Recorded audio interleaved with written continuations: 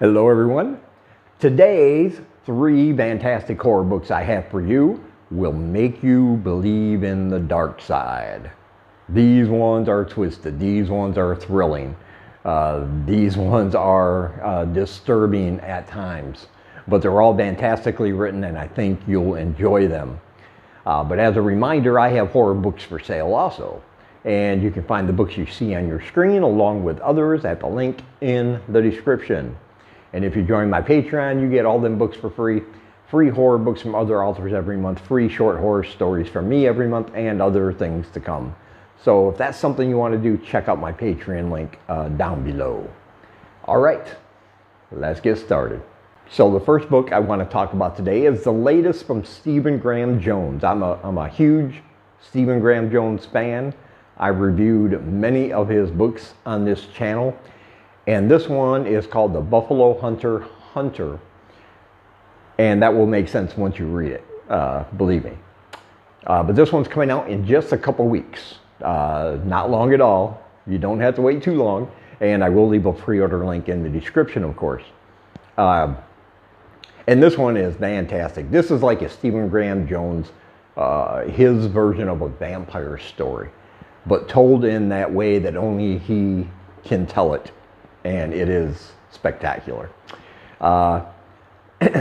This book starts in the modern day, and a woman finds journals and writings and other things from her great-great-grandfather back in 1913. And most of this book, we are going to go back to that time, and we're going to be privy to what she is reading from these journals. And her great-grandfather was a Lutheran minister. He was a pastor of a church back there in the Old West. And one day, a Native American man walks into a service and sits in the back, very quiet, which surprises him because he knows that Native Americans don't believe in their religions.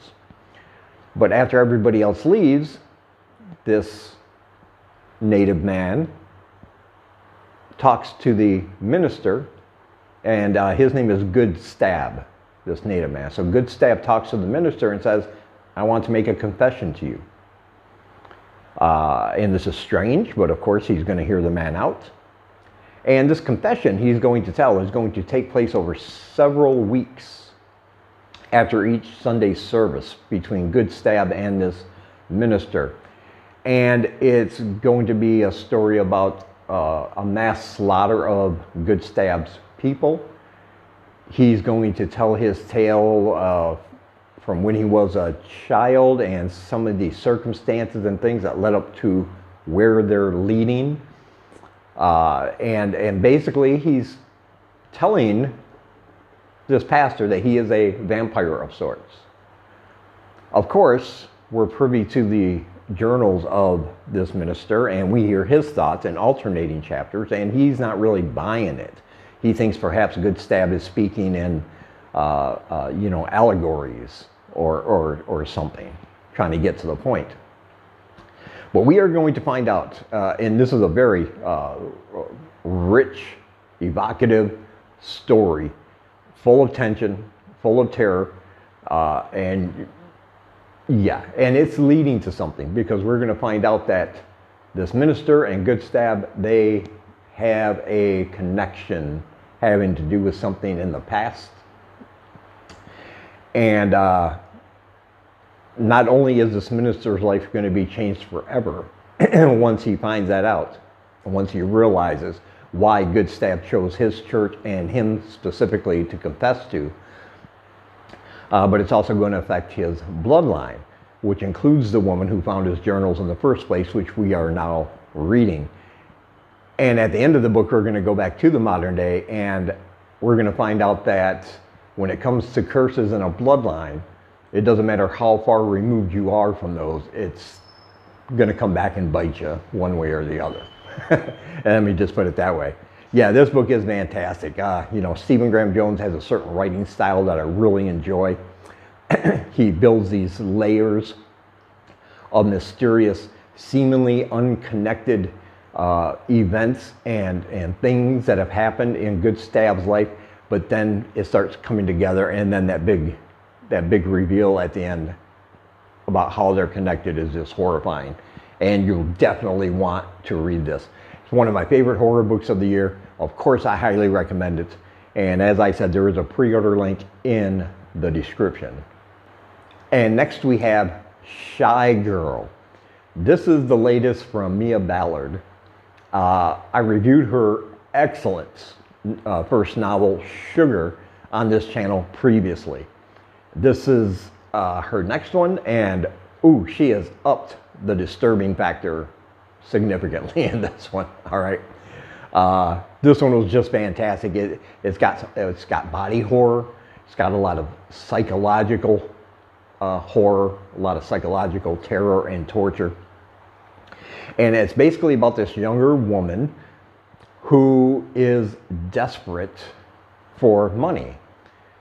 She has a severe case of OCD, and because of her condition and her little quirks and little tics and how this disease affects her, she can't keep a job. She's 2 months behind on her rent.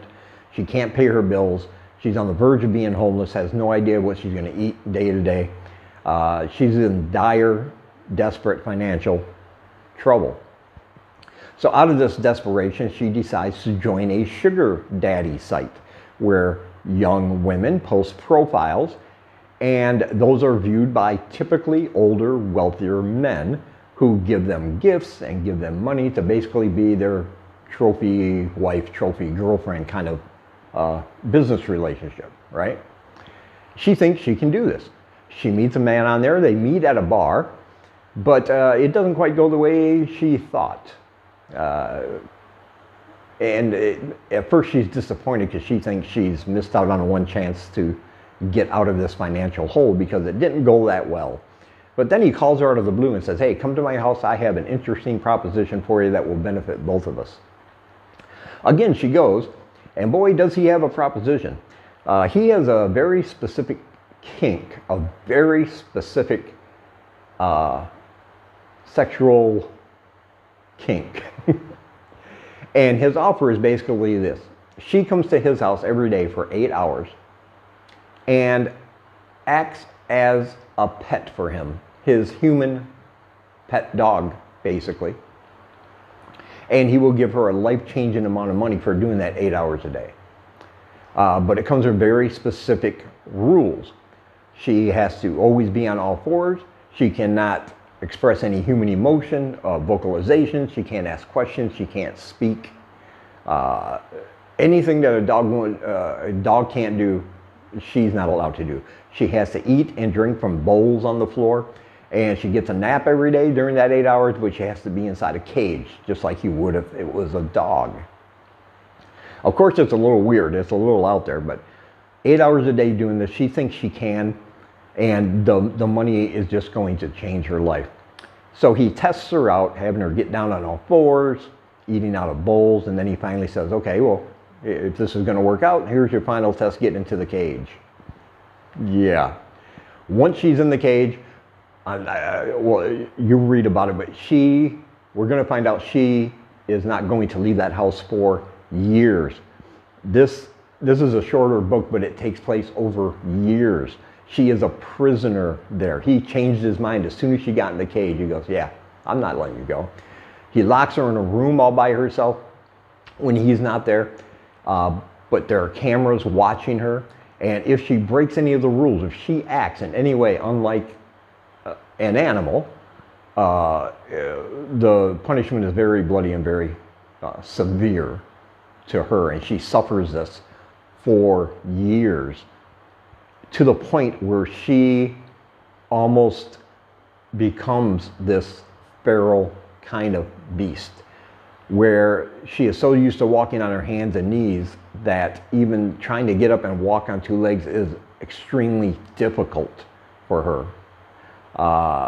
And speaking and communicating in a human voice is hard for her, because she turns into this thing he told her. And of course he constantly sexually assaults her as well, which is going to lead to something very horrific later.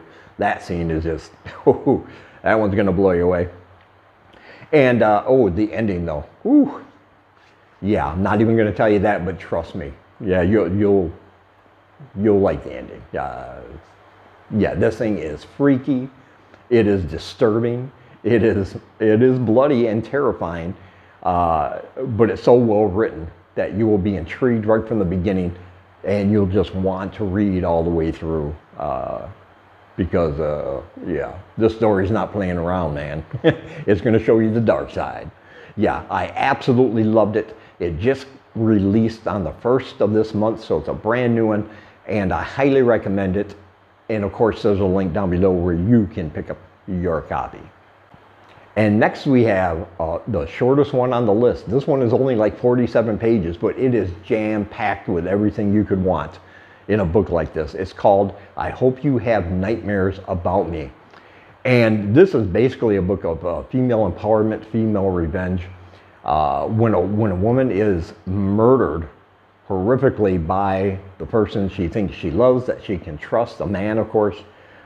He just brutally murders her, kind of dumps her, and just goes on about his life as if it's nothing.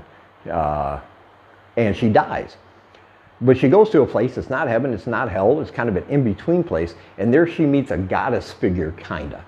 And this goddess figure is the embodiment and the representation of wrath.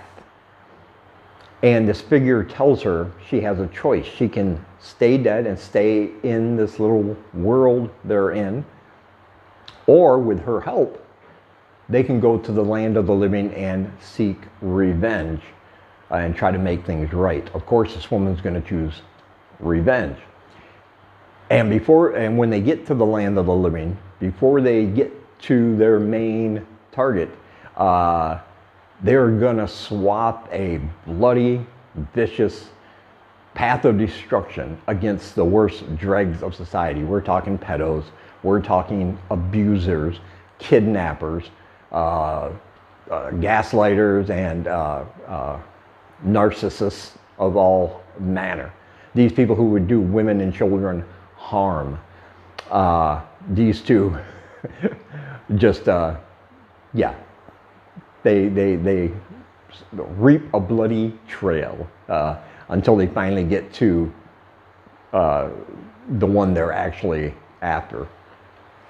And this book, for 47 pages, I'm telling you, it's great because it just gets right to the point. Right from the beginning, you're aware of what you're getting into.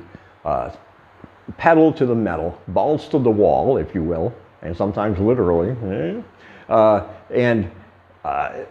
Yeah, it's just fantastic. It's high octane, it's fast paced, it's bloody, it's brutal, but it also has all that female empowerment, and you kind of cheer for them when this happens, because they're not taking out good guys, they're taking out really horrible people, and you kind of want to cheer for that, And it won't take you long to read because it's only 47 pages, but it's definitely one you don't want to miss. And again, this one's coming out later this month, and as always, I loved it, recommend it, of course, and there is a link down below where you can pick up your copy, and I think you should.